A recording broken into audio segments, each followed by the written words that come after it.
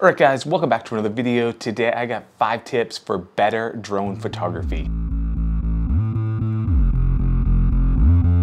Having a drone is a nice way to create photos that are unique, to have a different perspective than just being on the ground. So the first one is plan out your shots.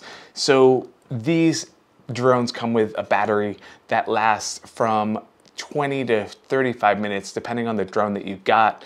The more time that you're spending up in the air looking for your shot means the less photos you're gonna get. So what I do is, a lot of people use Google Earth, but I think Google Maps is great. You just click on your Google Maps on your phone, put it in satellite view, and then you can zoom in and find your location. On this shoot,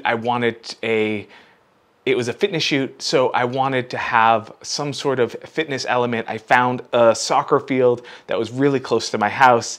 There's leading lines, there's specific colors. The clothing that the model was gonna be wearing was gonna be red and blue. So I found a field that has red and blue stripes, and then I just put her on the ground and had her go through a couple different poses.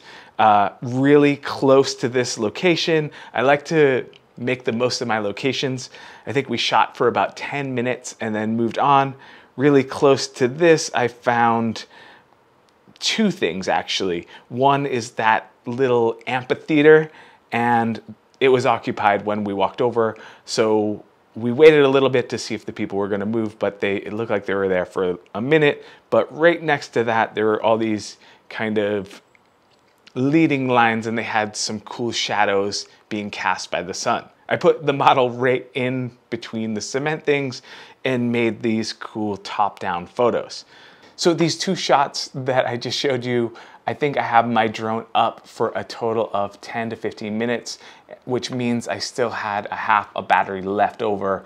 I knew exactly the shot that I wanted. I executed. Okay, so the next tip is set your camera to RAW. This does take up a little bit more storage, but the results are definitely worth it. So this camera is a 48 megapixel camera, but it is a very small sensor. It's just like about the same size as a cell phone, I guess. So by putting your camera into RAW format, it helps with editing in post. You'll have a lot of range with the colors, with the highlights and the shadows. So setting your camera up into RAW gives you the ability to manipulate the colors and the exposure a lot more than you could if you had it set to JPEG.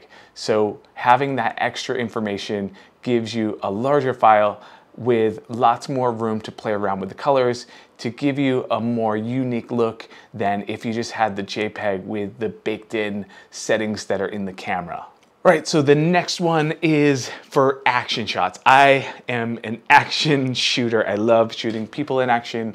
I love having the energy in my photos, and I wanted to figure out a way to use my drone like I do my R5. And I found 2 different ways. The Mavic Air 2 does have a burst mode available, but not every drone has that. But they all do have the multiple exposure setting. So what that is it's a way to create an HDR image. It takes an underexposed image to expose for the highlights. It takes a perfectly exposed image to expose for the midtones, and then it takes an overexposed image to expose for the shadows. The idea with this setting is to make an HDR, so you're merging all the photos in post, and then you have a high dynamic range photo. But what I used it for is, since you have the camera set in RAW, you're able to recover even the dark photo or bring the highlights down in the overexposed photo.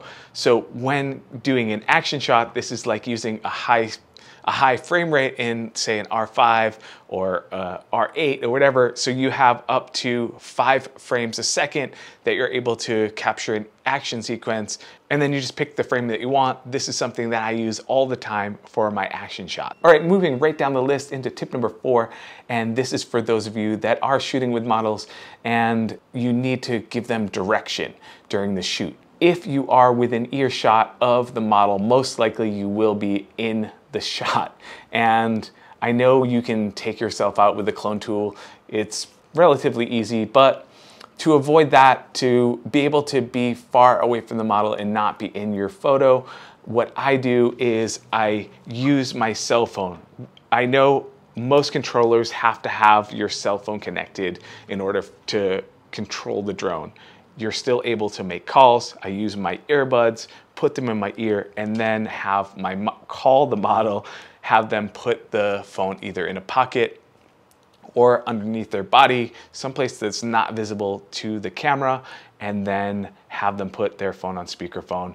This way you're able to direct your model from afar. If you're in a remote location, I would suggest getting a walkie-talkie or something that has a long-range transmission that you can communicate with your subject during the shoot. This makes for a big time saver, and you're able to kind of move them around without having to bring the drone down, stop, and then bring it back up.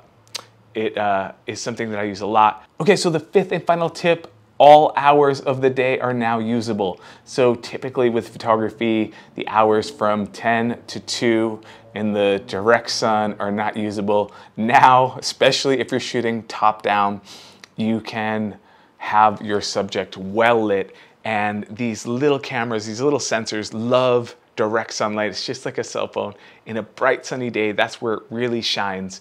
You're able to capture some high contrast images. One thing I love to do is just wait for the sun to kind of move at a small angle so I can use the shadows to tell my story. Here I had the model jump. You can see in her shadow the full figure of what she's doing, and then you have this unique shape that she's making with her body. In this photo, I was in Joshua Tree showing kind of like a vacation style photo, and what tells you where she is the silhouette or the shadow of the Joshua Tree. Try using shadows to tell your story. Remember, you have this unique perspective. You're above the ground, you're able to see the shadows that everything casts. So why not use that to your advantage? I hope these tips help you on your next drone shoot, or it motivates you to go out and pick one up. It is a great time to buy on the used market or even the refurbished market. Don't forget to like and subscribe if you're not already. I will see you in the next video.